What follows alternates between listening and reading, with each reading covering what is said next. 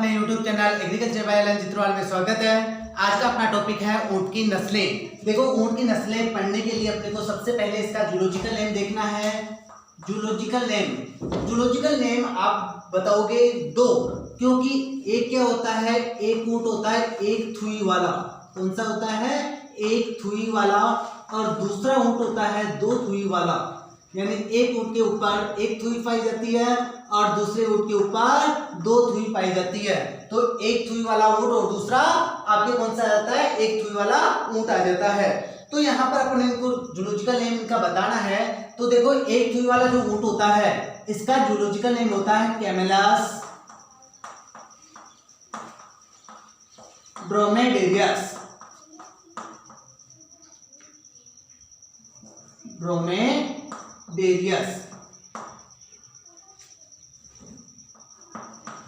ठीक है।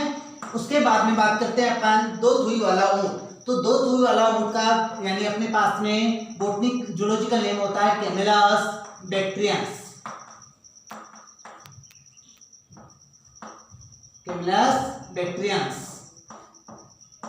ठीक है, ये चीज आपके समझ में आ गई कि एक थुई वाला ऊंट कैमेलस ड्रोमेडेरियस और दूसरा आता है दो थुई वाला ऊंट जिसका जूलॉजिकल नेम होता है कैमेलस बैक्ट्रियंस।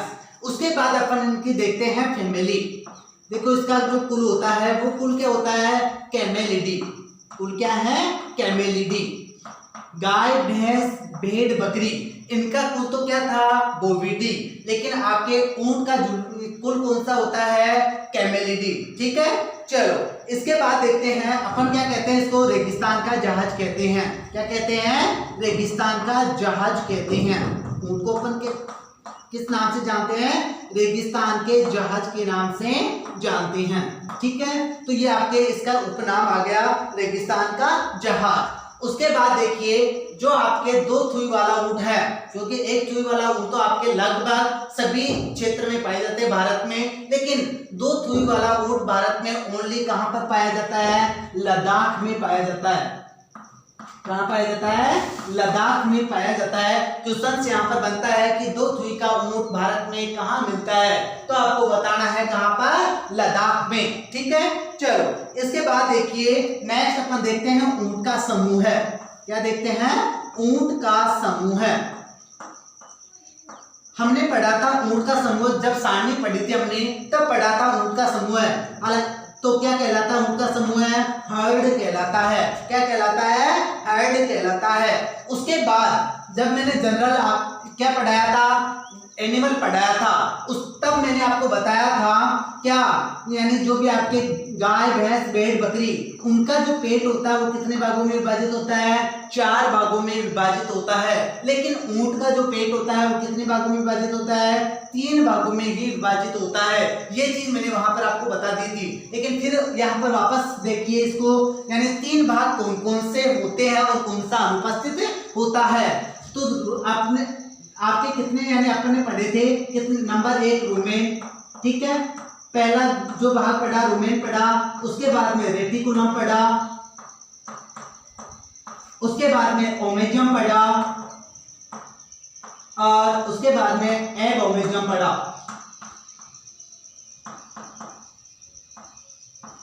ये 4 भाग हमने पढ़े थे। तो देखो, 4 भागों में से ये 3 भाग यानी रूमेन इसके अंतर्गत होता है, रेटिकुलम होता है, एब ओमेजम होता है, यानी इसमें कौन सा नहीं पाया जाता? तो आपको बताना है ओमेजम नहीं पाया जाता। कौन सा भाग नहीं पाया जाता? ओमेजम नहीं पाया जाता। ठीक है, समझ में आ गई?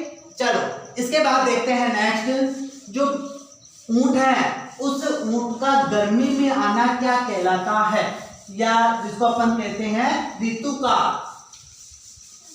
ऊंट का गर्मी में आना या ऋतुकाल क्या कहलाता है? तो बहुत इंपॉर्टेंट क्वेश्चन है यहाँ पर भी। ऊंट का गर्मी में आना या ऋतुकाल क्या कहलाता है? तो यहां पर इसका राइट आंसर होता है रट या मस्त। क्या कहलाता है? रट या मस्त कहलाता है। सुपरवाइजर 2018 का क्वेश्चन। क्वेश्चन पूछा गया था ऊंट का गर्मी में आना क्या कहलाता है, सेक्सुअल एक्साइटमेंट क्या कहलाता है, तो आपको बताना है रट या मस्त कहलाता है। ठीक है, चलो उसके बाद देखिए मादा ऊंट कितनी उम्र में गर्भ धारण करने योग्य हो जाती है या प्रजनन योग्य हो जाती है। मादा ऊंट कितने वर्ष में, तो आपको बताना 3 से 4 वर्ष का जो मादा ऊंट होता है वो क्या होता है, प्रजनन योग्य हो जाता है, गर्भ धारण करने योग्य हो जाता है। लेकिन यहीं पर जब बात करते हैं अपन नर ऊंट की, किसकी बात कर रहे हैं, नर ऊंट की बात कर रहे हैं, तो नर ऊंट के लिए आपको ध्यान रखना है 5 से 6 वर्ष। कितने ध्यान रखने हैं, 5 से 6 वर्ष आपको ध्यान रखना है कि नर ऊंट 5 से 6 वर्ष की उम्र में प्रजनन योग्य होता है। ठीक है, चलो अब बात करते हैं भारत में ऊंट की कौन कौन सी नस्लें पाई जाती हैं। भारत में ऊंट की कौन कौन सी नस्लें पाई जाती हैं, तो भारत में क्या अंतर्गत आप बताओगे ऊंट की नस्लें, बीकानेरी, जैसलमेरी, मेवाड़ी, कच्छी, सांचौरी, ये आप क्या बताओगे, कहां पर भारत में पाई जाने वाली ऊंट की नस्लें बताओगे। थोड़ा सा मैं आपको हिंट दे देता हूं, यहां देखिए क्या लिखा हुआ है, कच्छी लिखा हुआ है। अब हमने पढ़ा था कौन, क्या आपने यानी बकरी की नस्लें, किसके अंतर्गत पढ़ा था, बकरी की नस्लें पढ़ा था।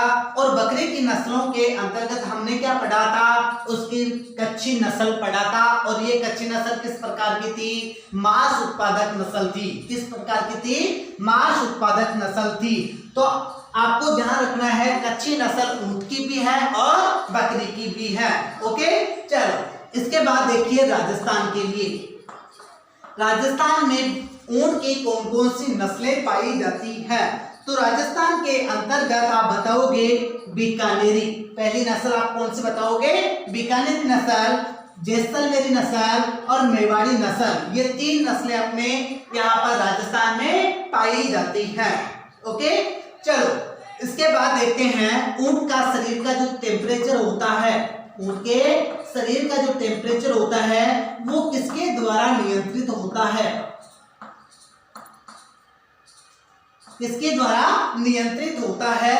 तो आपको क्या बताना है, जो भी ऊंट में देखो यहाँ पर अपन हमने क्या पढ़ा, कुबड़ पढ़ा, तो वो कुबड़ क्या कर रही है, ऊंट का शरीर का टेम्परेचर कंट्रोल कर रही है। तो ऊंट के शरीर का टेम्परेचर कुबड़ द्वारा नियंत्रित होता है, किसके द्वारा नियंत्रित होता है, कुबड़ द्वारा नियंत्रित होता है, ये आपको बताना है। ओके, चलो इसके बाद एक चीज और ध्यान रखनी है, जो मादा ऊंट होता है वो मादा ऊंट बच्चा, उसमें बच्चा देने का जो अंतराल होता है वो कितना होता है। क्वेश्चन बना मादा ऊंट में बच्चा देने का अंतराल, मादा ऊंट में बच्चा देने का अंतराल,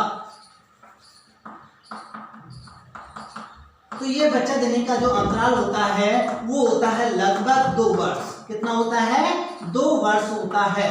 आ गया समझ में। चलो इसके बाद देखते हैं अपन, अपने को क्या पढ़ना है नेक्स्ट, ऊंट की नस्लें पढ़नी है। और ऊंट की नस्लों के अंतर्गत राजस्थान में कौन कौन सी ऊंट की नस्लें थी, 3 ही थी, एक बीकानेरी, दूसरी जैसलमेरी और तीसरी आपके मेवाड़ी। ठीक है, तो आपको कितनी नस्लें पढ़नी है, 3 नस्लें पढ़नी है। तो पहली नस्ल आपके कौन सी है, बीकानेरी पढ़ लेते हैं। पहली नस्ल कौन सी पढ़ेंगे, बीकानेरी नस्ल पढ़ेंगे।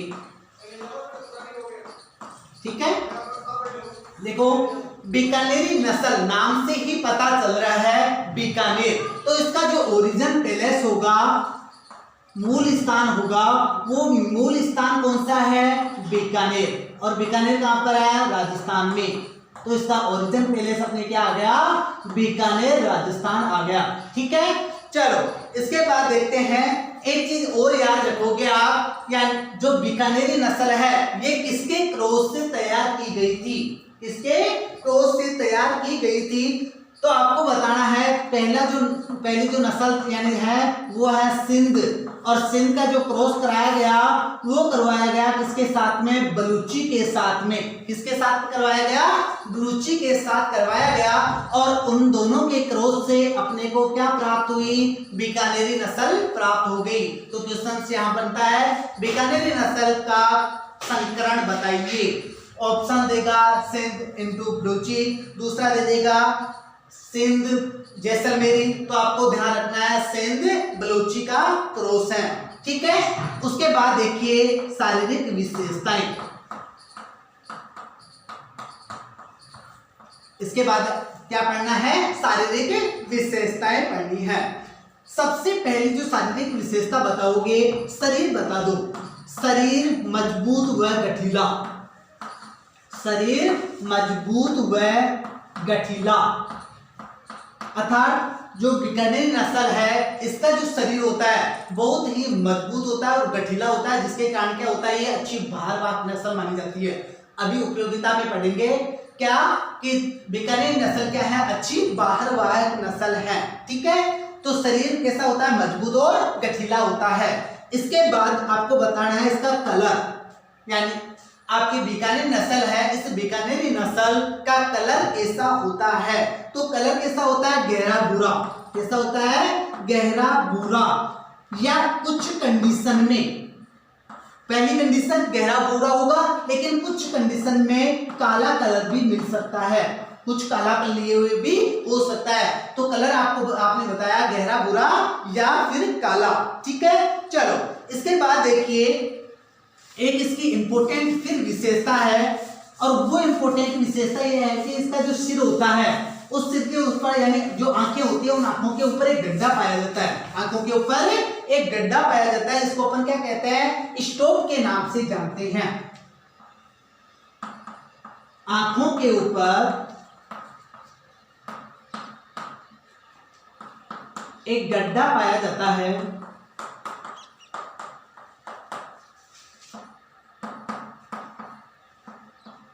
जिसे स्टोप कहते हैं।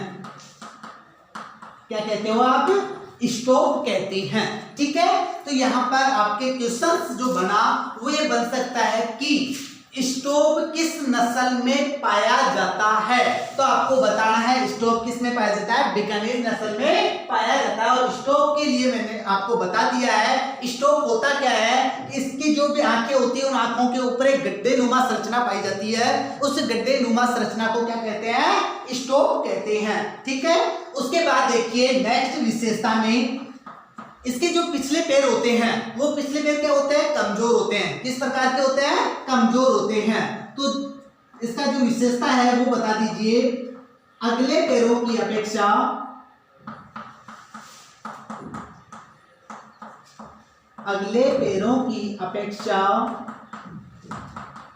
पिछले पैर कमजोर वह अंदर की तरफ मुड़े हुए। कैसे होते हैं? कमजोर होते हैं तथा अंदर की तरफ मुड़े हुए होते हैं। अब यहाँ पर क्वेश्चन थोड़ा सा चेंज होके भी आ सकता है, और वो क्वेश्चन चेंज होके क्या आ सकता है? आपको पूछा जा सकता है कि अगले पैर मजबूत किस नस्ल के होते हैं? अगले पैर किस नस्ल के बताओगे? बीकानेरी नस्ल के बताओगे। यानी यहाँ पर लैंग्वेज जो आपने लिखी वो क्या लिखी? अगले पैरों की अपेक्षा पिछले पैर कमजोर व अंदर की तरफ मुड़े हुए होते हैं, ठीक है। उसके बाद देखिए विश्व की सबसे सुंदर नस्ल, विश्व की सबसे सुंदर नस्ल,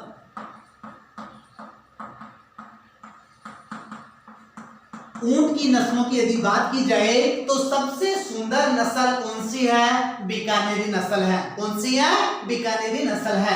इसके बाद देखते हैं इसकी उपयोगिता। इसके बाद क्या देखा? इसकी उपयोगिता।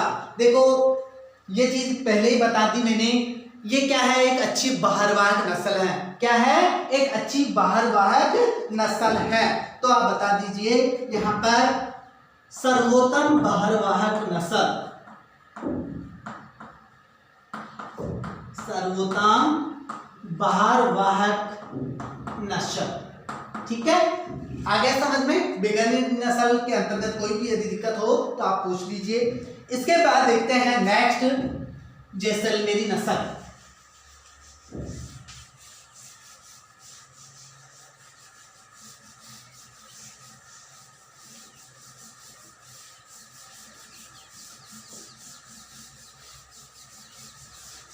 जैसलमेरी नाम से ही पता चल रहा है, इसका जो ओरिजिन पैलेस होगा वो क्या होगा, जैसलमेर होगा। ठीक है, तो जैसलमेरी नस्ल का ओरिजिन पैलेस क्या है, जैसलमेर।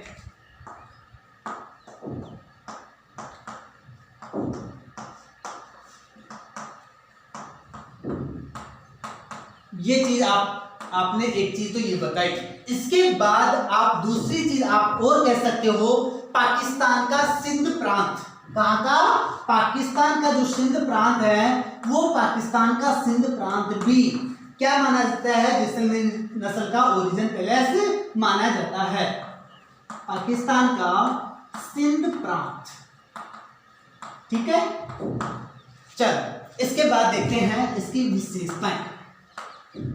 शारीरिक विशेषताओं के अंतर्गत सबसे पहली जो शारीरिक विशेषता है वो इसका बता दीजिए, कलर। क्या बताना है आपको, इसका कलर बताना है।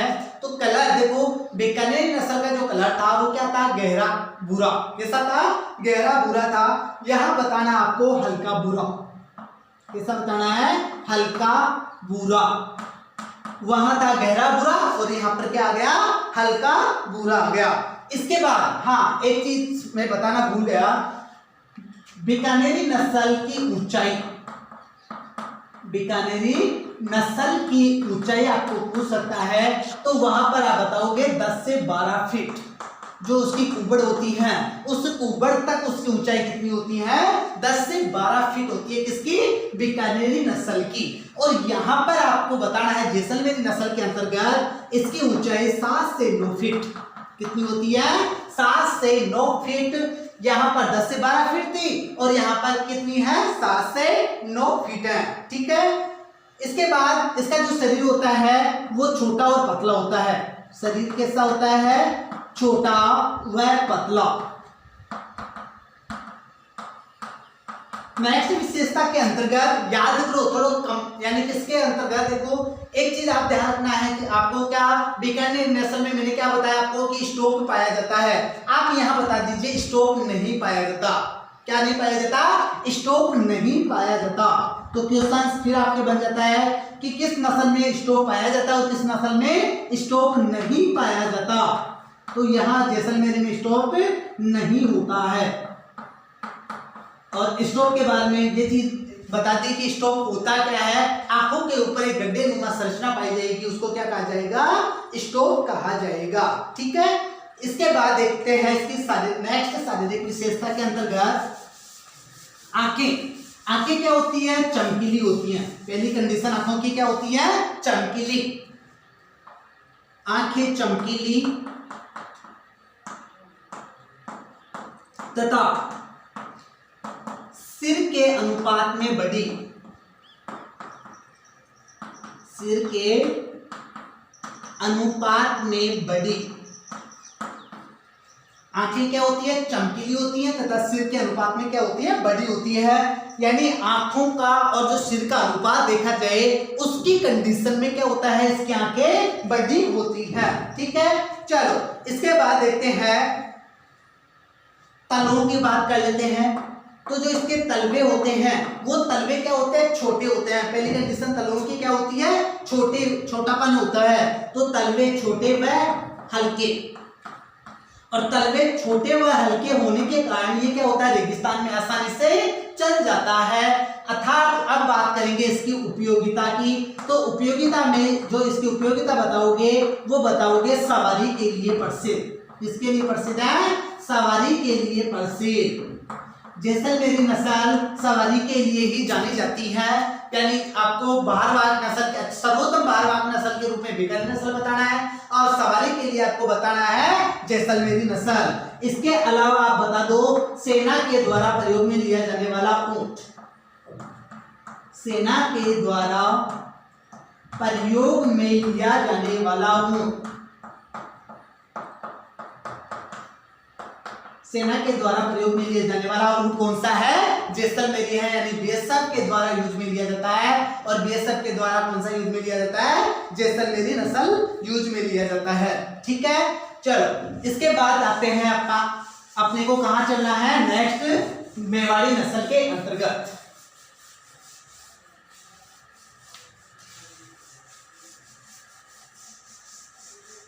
मेवाड़, मेवाड़ कहां? उदयपुर राजसमंद जो क्षेत्र है वो क्या कहलाता है? मेवाड़ कहलाता है।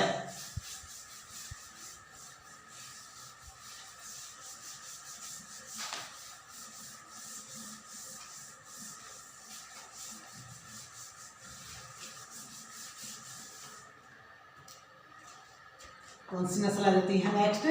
मेवाड़ी नस्ल। देखो मेवाड़ी नस्ल का जो ओरिजिन पहले से आया वो क्या आ गया? या तो डायरेक्ट बता दीजिए आप मेवाड़, मेवाड़ के अलावा उदयपुर और उदयपुर के अलावा अरावली क्षेत्र। कौन सा क्षेत्र आता है? अरावली क्षेत्र में पाया जाता है, यानी जो पहाड़ी क्षेत्र है उन्हें पहाड़ी क्षेत्रों के लिए सर्वोत्तम नस्ल। देखो यहाँ क्वेश्चन अपने आप ही बन गया। अरावली नाम आते ही आपको थोड़ा सा क्या आपने दिमाग लगा लिया, अरावली मतलब पहाड़ी क्षेत्र, और पहाड़ी क्षेत्रों के लिए जो सर्वोत्तम नस्ल होगी वो कौन सी होगी? मेवाड़ी नस्ल होगी। ठीक है, तो देखते हैं इसकी शारीरिक विशेषताएं। सबसे पहले बताइए इसका कलर। कलर जैसलमेरी के समान होता है, यानी हल्का भूरा। कैसा होता है? हल्का भूरा। पहली कंडीशन आपने बता दी कि इसका कलर कैसा होता है? हल्का भूरा होता है। उसके बाद आप दूसरी विशेषता बताओगे, जो कद होता है वो क्या होता है? छोटा। कद छोटा, वह अन्य नस्लों की अपेक्षा, अन्य नस्लों की अपेक्षा छोटा।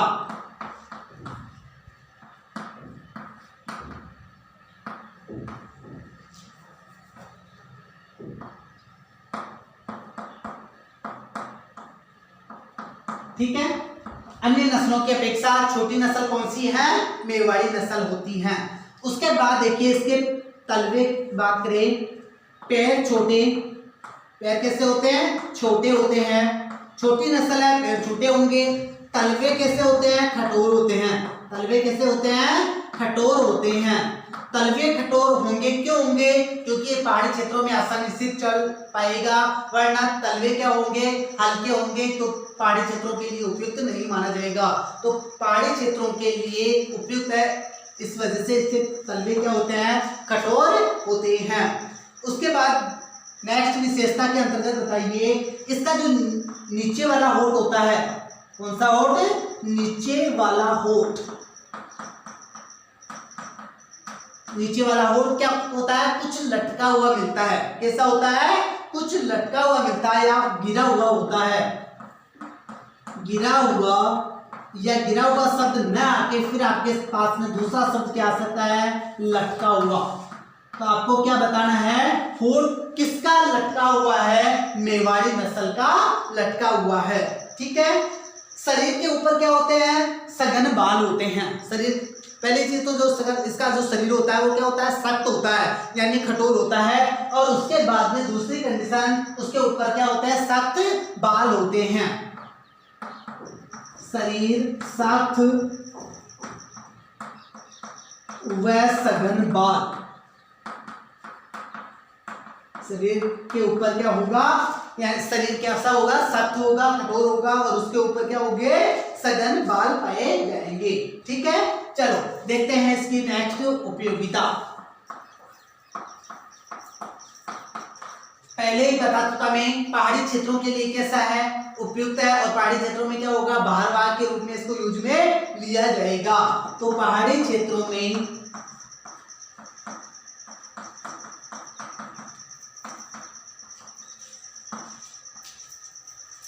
सर्वोत्तम बहारवाक नस्ल, सर्वोत्तम बहारवाक नस्ल। पहाड़ी क्षेत्रों के लिए जो सर्वोत्तम बहारवाक नस्ल पूछी जाती है तो बताना क्या है, मेवाड़ी। और रेगिस्तानी क्षेत्रों के लिए आपको पूछा जाता है तो बताना है बीकानेरी। ठीक है, उसके बाद कुछ कंडीशन में यहाँ से मेवाड़ी नस्ल का जो ऊंट होता है उससे अपने को क्या दूध भी प्राप्त होता है। तो ये कितना दूध देता है, तो 4 से 6 लीटर दूध ये प्रतिदिन देता है। कितना देता है, 4 से 6 लीटर दूध प्रतिदिन। ठीक है, ये अपने को क्या हो गया, ऊंट की नस्लें कंप्लीट हो गई। आज के लेक्चर में इतना ही, थैंक यू।